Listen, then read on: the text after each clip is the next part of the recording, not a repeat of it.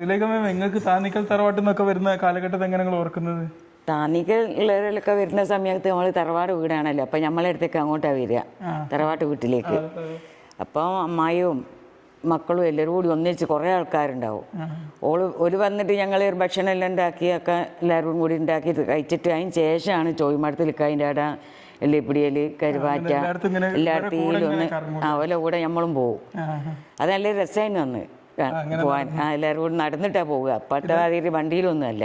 അല്ല, ഇങ്ങനത്തെ സ്പെഷ്യൽ വിഭവം നിങ്ങളല്ലേ തന്നെ നിങ്ങളാണ് ഇപ്പോഴും ആ ഒരു പഴയ വിഭവങ്ങൾ ഇപ്പോഴും ഉണ്ടാക്കുന്നത്. ഇപ്പോഴും ഉണ്ടാക്കുന്നത് പണ്ട് ഉണ്ടാക്കി തരുന്ന പഴയ വിഭവങ്ങളാണ് നിങ്ങൾ ഇപ്പോഴും പെരുന്നാളിനൊക്കെ ഉണ്ടാക്കുന്നത്. ശരിയാ. അപ്പോൾ നമ്മൾ മറന്നിട്ടില്ല അത്. മറ്റിൻ്റെ കൈപ്പുണ്യം നമുക്ക് ഇപ്പോഴും ഉണ്ട്. ഇവിടെ വന്നതിന് ശേഷമാണ് ഞാൻ ഭക്ഷണം ഉണ്ടാക്കി പഠിച്ചത്, മറ്റുള്ള പണിയൊക്കെ പഠിച്ചു. അമ്മച്ചിൻ്റെ അടുത്ത് എത്തിയാൽ അത് തന്നെ എല്ലാ പണിയും തന്നെ. നെല്ല് പുഴുങ്ങൽ, വിറകുണ്ടാക്കൽ, ഇങ്ങനത്തെ പണിയൊക്കെ അമ്മച്ചി പഠിപ്പിച്ചെടുത്തതാ. അതൊരു കൊടുവള്ളി തന്നെ. പിന്നെ ഞങ്ങൾ രാത്രി വൈകുന്നേരം ആകുമ്പോഴത്തേക്ക് തിരിച്ച് എല്ലായിടത്തും ചായയൊക്കെ കുടിച്ച് തിരിച്ച് ആനപ്പാറ തറവാട്ടിലേക്കാണ് എത്തും. അതിന് അന്ന് അവിടെ കൂടിയിട്ട് എല്ലാവരും കൂടി ഒരു നെരുക്കത്തിൽ പായിട്ട് കിടക്കലാണ്. കഥയൊക്കെ പറഞ്ഞിട്ട് പാതിരാവും ഉറങ്ങാനൊക്കെ. പാതിരാവും നമ്മൾ ഉറങ്ങണമെങ്കിലൊക്കെ. പിന്നെ രാവിലാണ് തലയാണ ഉണ്ടാവില്ല, എല്ലാവർക്കും വെക്കണം തലയാണ. അപ്പൊ വെച്ചിപ്പോ ഇന്ത്യയും ഒക്കെ തെൽക്കാണി കൊണ്ടുവന്നിട്ട് എല്ലാവർക്കും വെച്ച് തരും. പിന്നെ പേപ്പർ ചാക്കൊക്കെ മടക്കി ഞാൻ പായന്റെ ചോട്ടിൽ വെച്ച് തരും. എല്ലാവരും ഉറങ്ങിയെന്ന് കാണുമ്പോൾ വിച്ചിപ്പൻ്റെ തെൽക്കാണി എടുത്താൻ പോവും. ഇച്ചിപ്പൊക്കും തലയാണ് അല്ലാണ്ട് ശരിയാകുന്നില്ല. അപ്പോൾ എല്ലാവരും ഉറങ്ങിയെന്ന് കാണും നേരെ സമയത്ത് തലയാണി എടുത്താൻ പോവുകയായിരിക്കാം. പക്ഷേ മറ്റൊരു ഉറങ്ങിപ്പോണ്ടാവും, എനിക്ക് പ്രശ്നമല്ല. ഞങ്ങളും പോലുണ്ട്. ഇവിടുന്ന് പല പരിപാടിക്കൊക്കെ പോകുമ്പോൾ വെച്ച് ഞങ്ങളെല്ലാം കൂടി അന്നൊരു ഭയങ്കര സംഭവമാണ് പോണമെന്ന്. ഒരു കല്യാണത്തിന് പോകാനുണ്ടായിരുന്നു. അങ്ങനെ ഞങ്ങളെല്ലാവരും കൂടി ഒരുങ്ങി എല്ലാം കൂടി എല്ലാം തന്നെ പൊന്നും സാരിയും ഒക്കെ ശരിയാക്കി ഇങ്ങനെ ഒരുങ്ങി കുത്തിയിരിക്കുന്ന സമയത്താണ് പറഞ്ഞാമ്പിൽ അലിയാൻ സവ്യത്താത്തൻ പോകാൻ സമ്മതിച്ചില്ല. അപ്പം കായ് എന്ത് പറഞ്ഞു നഞ്ഞും പോട്ടാന്ന്. അന്നേ താൻ വിഷമം പോലെ ഇപ്പോഴും മാറിയില്ല, മനസ്സിന്ന് മാഞ്ഞും പോയില്ല. ഇനിയും പോകണ്ടെന്ന് പറഞ്ഞു. അത്രയും കുതിച്ചിട്ട് ഒരുങ്ങാണല്ലോ എല്ലാവരും.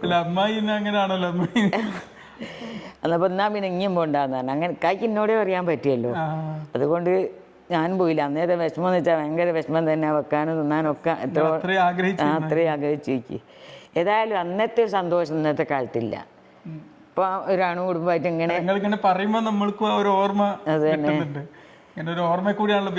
അതെ. പിന്നെ വല്യമ്മച്ചിനെ ഇവിടെ അമ്മച്ചിൻ്റെ അടുത്ത് ഇവിടെ താമസിക്കാനെ കൊണ്ടുവരികയാണ്. ഞങ്ങൾക്ക് അത് നല്ല രസമായിരുന്നു. വല്യമ്മച്ചി ഒരാഴ്ച ഒക്കെ കൂടിയിട്ടേ പോവുക. അതെ,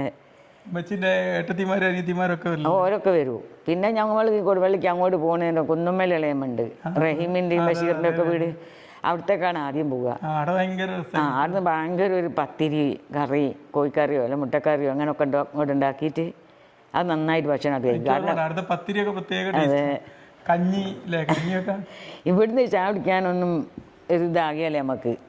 ഇത് ചായ കുടിച്ചിട്ട് പോകാനൊക്കെ ഒരു വേണ്ടത്ര കുടിക്കൂല, പോണ തിരക്കൊണ്ട്. പിന്നെ ആടെ എത്തിയത് നല്ലൊരു കൂടി തന്നെയാണ് എല്ലാവരും. പിന്നെയാണ് വീടുക്കും അത് വരുമ്പോൾ തന്നെ ആടുന്ന് ചാത്തങ്ങൾക്കും മത്കായത്തേക്കും മത്കായൻ്റെ ആടി അതൊരു ടൂറാണ്.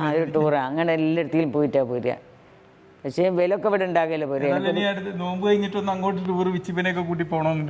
ആണെങ്കിലേ അല്ല, ഞങ്ങളിപ്പോൾ ഇടയ്ക്കിടയ്ക്ക് എന്ത് പല ജാതിയിലായിട്ട് പോയിട്ടുണ്ട്. പക്ഷേ എല്ലായിടത്തേലും പോലില്ല. പിന്നെ ഏതെങ്കിലും എത്തിക്ക് പോകുമ്പോൾ പരിപാടിക്കൊക്കെ അതെ. അങ്ങനെ ഏതാണ് വളരെ രസമുള്ള പരിപാടിയായിരുന്നു അന്നത്തെ ജീവിതം. ആ ജീവിതം ഇനി നമുക്ക് ഉണ്ടാക്കാൻ പറ്റും.